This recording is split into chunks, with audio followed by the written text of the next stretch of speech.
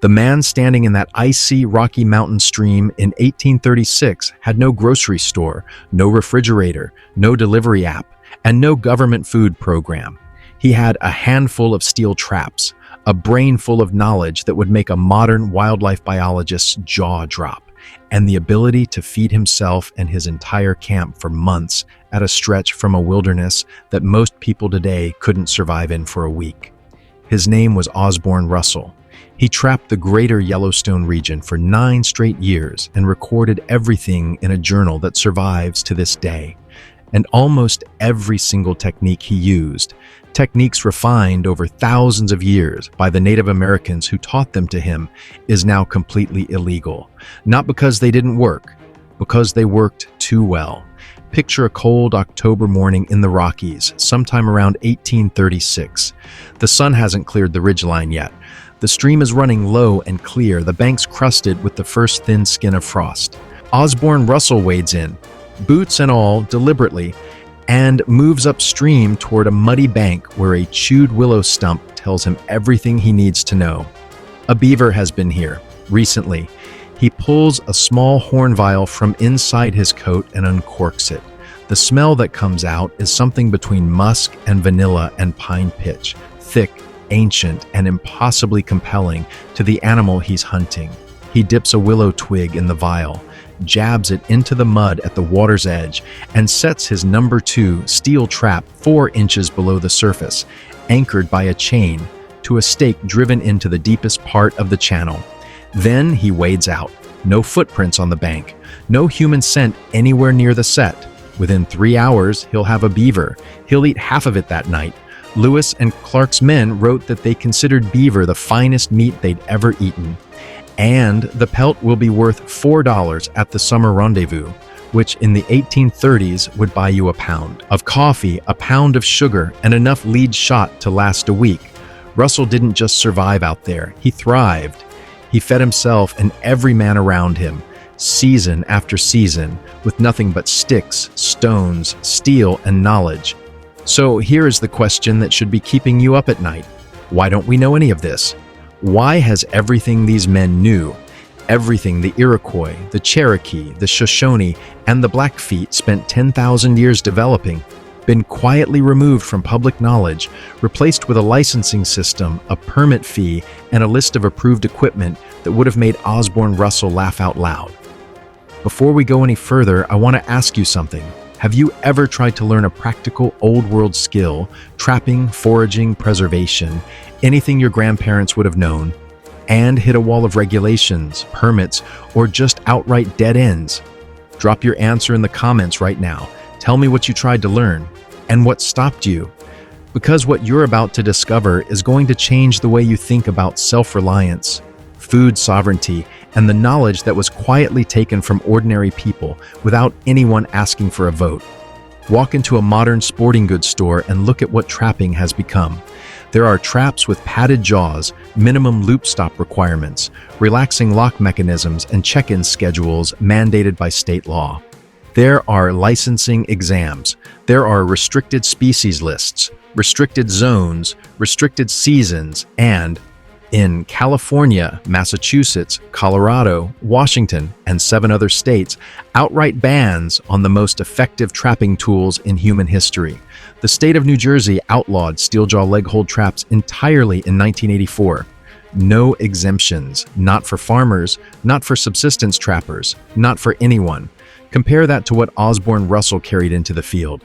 6 to 12 steel traps, a vial of castoreum, knowledge of the land. That is, the entire system. No permit, no check-in schedule, no approved species list, and it worked. It worked for centuries. It fed families from the Appalachians to the Rockies to the Pacific Coast, generation after generation, without a single government agency overseeing the process. Here's where it starts to get uncomfortable. The people who taught these methods to European trappers, the Native American nations who had been running trap lines, building fish weirs, and engineering deadfalls for thousands of years, were not primitive. They were not guessing. They had built entire subsistence systems of extraordinary precision and sophistication, and we dismiss them as primitive methods precisely at the moment when industrial interests needed the wilderness emptied out. Let me be very clear about who is responsible for this. It is not one person. It is a system, and it moved in 3 stages. First came the commercial fur industry itself. Companies like John Jacob Astor's American Fur Company and the Hudson's Bay Company didn't just trap animals, they industrialized the process until ecosystems collapsed. An estimated 100 million beavers lived in North America before European contact. By 1840, they were nearly extinct across the Great Plains. That wasn't Osborne Russell's doing. That was an entire commercial machine driven by European hat fashion. The knowledge these trappers carried was used to strip the land for profit, not to sustain the families who depended on it. Then came the conservation movement, which was right about the problem and often wrong about the solution. The Lacey Act of 1900, the Migratory Bird Treaty Act of 1918, the Endangered Species Act of 1973, all of them necessary responses to genuine ecological devastation.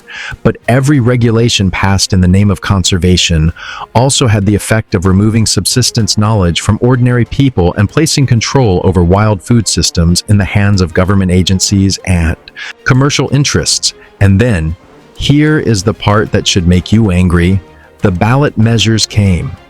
Between 1994 and 2000, citizens in Arizona, Colorado, Massachusetts, California, and Washington voted to ban the most ancient and effective trapping methods in human history.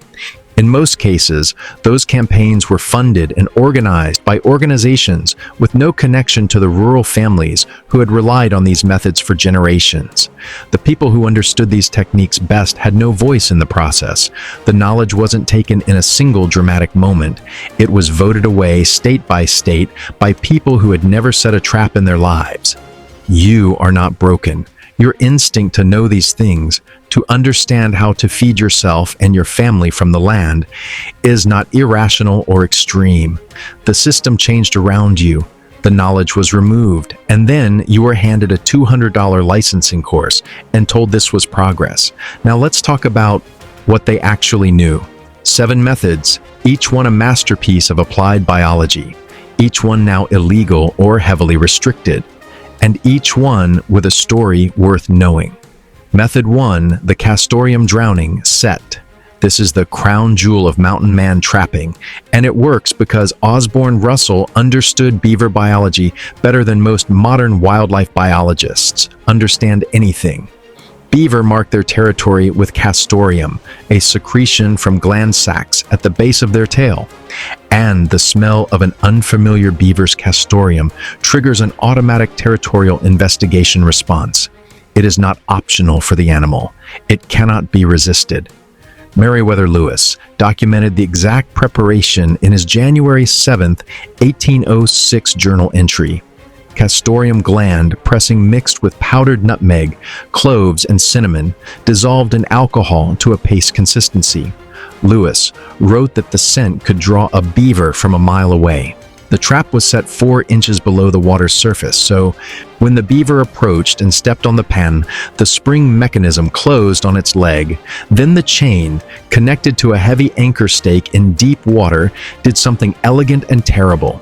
A beaver's survival instinct when trapped by the league is to swim for the deepest water available, the exact behavior that evolved to escape land predators like wolves and coyotes. So the animal swam directly toward the anchor stake, dove, and because the chain was too short to allow it to surface, drowned. The trapper placed the trap in water to mask the scent of iron. He waded in to approach it. He left no footprints on the bank. Think of the level of integrated knowledge this represents. Chemistry, animal behavior, physics, scent masking, and predator psychology, all assembled into one set that fit in a leather bag. Today, in most states, that trap requires a license, a season, a check schedule, and specific approved models. In California, it's banned entirely. Method 2, the Deadfall 3 sticks. 1 rock, no metal, no purchased materials, and a kill rate that made it the default trap of indigenous North Americans for 10,000 years. The figure 4 deadfall uses 3 notched sticks arranged in the shape of the number 4 to prop up a flat rock or log, weighing 5 times the target animal's body weight. The animal investigates the bait stick, disturbs the friction joint, and the stone drops. The University of Nebraska-Lincoln, in a published paper on trapping history, describes the deadfall as likely the most humane primitive trap in existence because, when set correctly, it kills instantly by crushing. The Paiute deadfall, developed by the Paiute people of the Great Basin, improves on the figure 4 with a cord tension trigger that fires faster, requires only 2 cuts versus 7, and can be adjusted for sensitivity without rebuilding the structure. You could build either of these in 15 minutes from materials you find in any forest.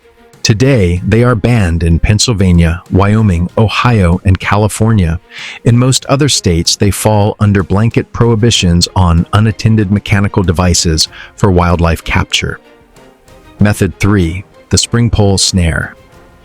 The Iroquois nations used this technique, documented by Lewis Henry Morgan as early as 1851, to capture deer, fox, and even bear with nothing but a bent sapling and a loop of cord. The idea was brutally simple. A young hardwood sapling, bent to the ground and held in tension by a trigger mechanism, stored the kinetic energy of a tree trying to stand upright. A noose was attached to the tip of the sapling. When an animal's foot or head passed through the loop and triggered the release, the sapling snapped upright, lifting the animal off the ground. Think of a mousetrap the size of a tree. The lift served 2 purposes. It killed quickly by strangulation or neck break, and it suspended the carcass out of reach of ground predators. The Seneca used hemp nooses approximately 2.5 feet in diameter for deer, set between standing trees along known game corridors with small sharpened sticks, creating a subtle fence that funneled animals directly into the loop. Today, snares are fully prohibited in 13 states. In states that permit them, they must incorporate breakaway devices, relaxing lock mechanisms, and minimum loop stops specifically engineered to limit their effectiveness.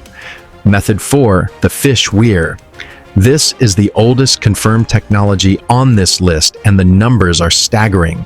In 2022, NOAA Ocean Exploration confirmed the discovery of a fish weir off the coast of southeast Alaska, dated to 11,100 years ago. The Boylston Street fish weir beneath modern downtown Boston dates to approximately 2,500 BCE. Cherokee communities built at least 13 V-shaped stone weirs in a single 7-mile stretch of the Little Tennessee River. Meriwether Lewis drew a diagram in 1805 of a Lemhi-Shoshone weir placement on a mountain stream, an engineering schematic captured in pencil in a field journal on the other side of the continent from Boston, representing a technology so universal it appeared independently in dozens of cultures on every inhabited continent. The principle is hydrodynamic, a V-shape of stacked stones or woven stakes narrowed into a funnel with a basket trap or simple pool at the apex. The river's own current pushed migrating salmon, trout, and steelhead directly into the trap. Robert Beverly wrote about Virginia weirs in 1705. The current wedged the fish so fast they could not return. Idaho. Fish and Game still uses the exact same weir design today for fish population surveys, but for a private individual to build one on a stream and take fish from it, that is illegal virtually everywhere in the United States, on grounds of waterway obstruction and overfishing. Method 5, the Strychnine Wolf Circuit. Here is the part of this history that carries genuine darkness. Professional wolfers on the 19th century frontier developed a method so brutally effective it came within a generation of eliminating wolves and coyotes from the entire American West.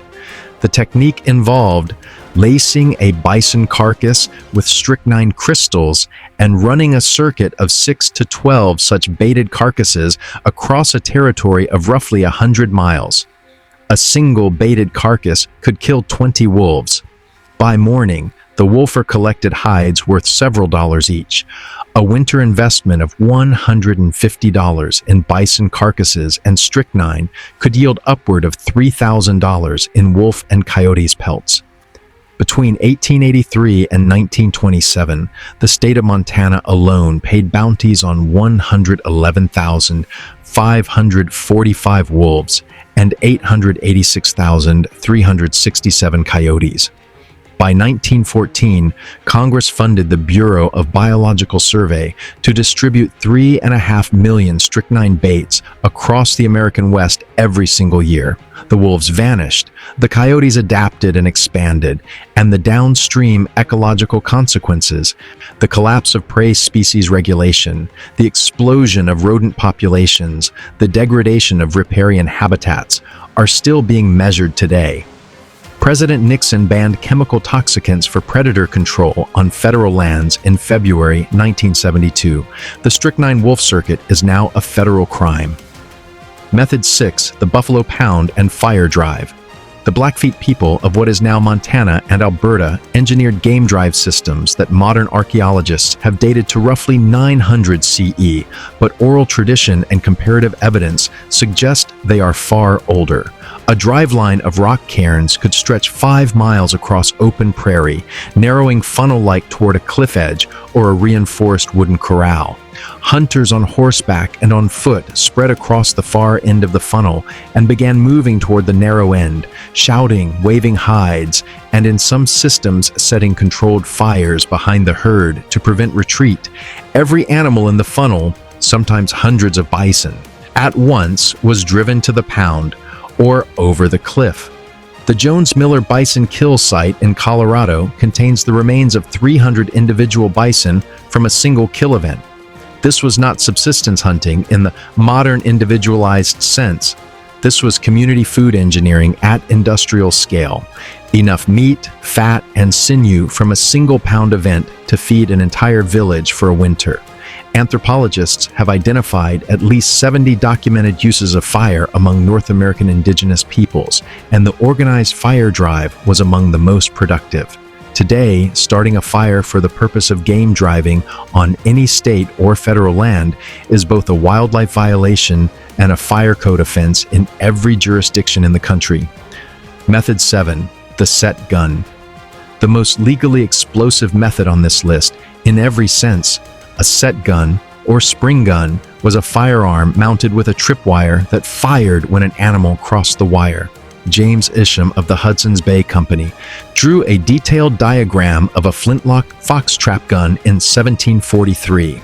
The principle worked, but the history of this method is a history of unintended consequences. The state of New Jersey banned set guns in 1771.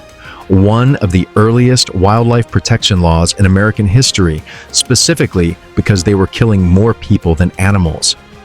The landmark Supreme Court case, Catco versus Briney in 1971, involved a property owner who had booby-trapped an abandoned farmhouse with a loaded 20-gauge shotgun on a tripwire to deter thieves. The court ruled that the law places a higher value on human safety than on rights in property, regardless of the owner's intent. Set guns are now uniformly illegal for any purpose, wildlife capture, property protection, or any other application across the entire United States. So why did we walk away from thousands of years of accumulated knowledge? The answer comes in 3 parts, and none of them are flattering. Speed killed these methods first. Our deadfall takes 20 minutes to build and produces 1 animal per set, a commercial steel jaw leg hold trap, mass-produced by Sewell Newhouse's Oneida Community Factory at a rate of 200,000 traps per year by 1872, could be deployed in quantity across a trap line checked every 3 days. Industrial trapping needed industrial tools, and the artisanal methods of the mountain man could not scale to meet commercial demand. Cost killed them second. Spring pole snares and fish weirs required knowledge to build and place correctly. Knowledge takes time to transmit.